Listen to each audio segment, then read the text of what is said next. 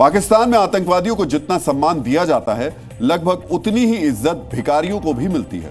पाकिस्तान की संसद में पाकिस्तानियों की इज्जत बढ़ाने वाले कुछ आंकड़े पेश किए गए और आपको बहुत ध्यान से ये आंकड़े देखने चाहिए, जिसके मुताबिक जब से शहबाज शरीफ पाकिस्तान के वजीर आजम बने हैं, तब से 50,000 पाकिस्तानी दुनिया भर में भीख मांगते पकड़े गए हैं। पिछले 3 साल में लगभग 4,500 पाकिस्तानियों को सिर्फ सऊदी अरब ने डिपोर्ट किया है। ये वो पाकिस्तानी हैं जो हज या उम्रा के बहाने सऊदी अरब पहुंचकर वहां भीख मांग रहे थे। हैरानी की बात है कि पाकिस्तान के अमीर राज्य जैसे पाकिस्तानी पंजाब और सिंध के लोग भी भीख मांगते हुए पकड़े गए हैं। एक रिपोर्ट के मुताबिक पाकिस्तान में भीख मांगने का सालाना कारोबार 3.5 लाख करोड़ रुपए से ज्यादा का है, जो पाकिस्तान की जीडीपी का करीब 12% है। हालांकि जो काम पाकिस्तान के भिखारी करते हैं, लगभग वही काम वहां के पीएम, मिनिस्टर्स और जनरल भी आईएमएफ या दूसरे देशों के सामने करते हैं, यानी भीख मांगते हैं। आज रक्षा मंत्री राजनाथ सिंह ने भी पाकिस्तान की इस हालत का मजाक बनाया। आपने एक फिल्मी डायलॉग जरूर सुना होगा, हम जहां खड़े होते हैं लाइन वहीं से शुरू होती है। आज फिल्मी अंदाज में राजनाथ सिंह ने पाकिस्तान को आईना दिखाते हुए कहा कि पाकिस्तान जहां खड़ा होता है वहीं से मांगने वालों की लाइन शुरू होती है। रही बात पाकिस्तान की, तो उसकी बात ही क्या करूं आपसे। वह देश तो मांगते मांगते अपनी जहालत से एक ऐसी हालात में आ गया है कि उसके बारे में यह भी कहा जा सकता है कि पाकिस्तान जहां भी खड़ा होता है वहीं से मांगने वालों की लाइन प्रारंभ हो जाती है।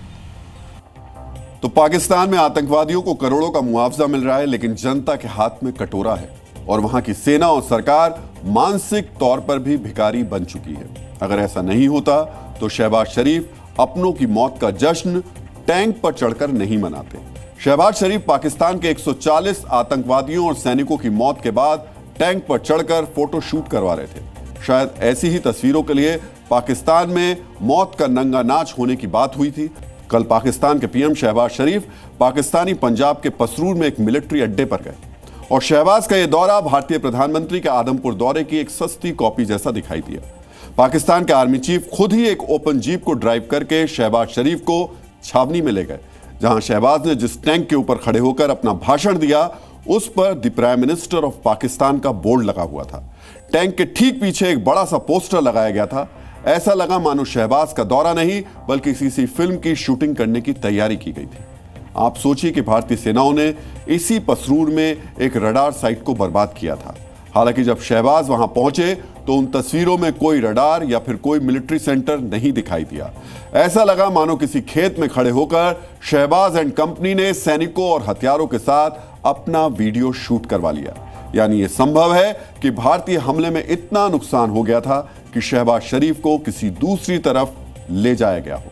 टैंक पर चढ़े शहबाज का जोश शायद दोगुना हो गया था, इसलिए उन्होंने सबसे पहले सिंधु जल संधि को स्थगित करने पर भारत को चेतावनी दी और उसी दिन भारत को एक खत लिखकर अपने फैसले पर दोबारा विचार करने की अपील भी की। यह पाकिस्तान का दोहरा चरित्र है जो एक्सपोज हो चुका है। शायद यही वजह है कि एक अमेरिकी एक्सपर्ट ने भारतीय हमलों के बाद पाकिस्तान की तुलना दुम दबाकर भागने वाले डॉग से की। तो शहबाज जब अपने सेनापति जनरल मुनीर के साथ खड़े होकर भारत को झटका देने की बात कर रहे थे, उसी समय अमेरिका के अखबारों ने ऑपरेशन सिंदूर पर पाकिस्तान को 440 वोल्ट का झटका देने वाली एक रिपोर्ट पब्लिश कर दी।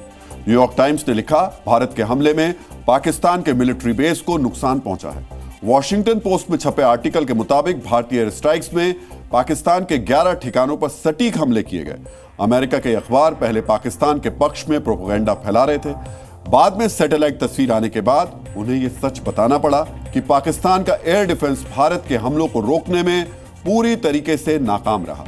वॉशिंगटन पोस्ट ने तो यह भी लिख दिया कि 1971 के बाद भारत ने पाकिस्तान के मिलिट्री अड्डों पर सबसे खतरनाक हवाई हमला किया। पाकिस्तान के 11 एयरबेस की धज्जियां उड़ गई और शहबाज शरीफ इसे 1971 का बदला बताना चाहते हैं। पाकिस्तान दुनिया का एकमात्र देश है जो एक हार की तुलना दूसरी हार से कर रहा है। जब वर्ष 1971 का युद्ध हो रहा था तब शहबाज शरीफ की उम्र लगभग 19 साल की थी। इतने सालों बाद उनकी याददाश्त शायद कमजोर हो गई हो, इसलिए हम बता देना चाहते हैं कि 1971 में भारत ने पाकिस्तान के 2 टुकड़े किए और उसके 93,000 सैनिकों को सरेंडर के लिए मजबूर कर दिया।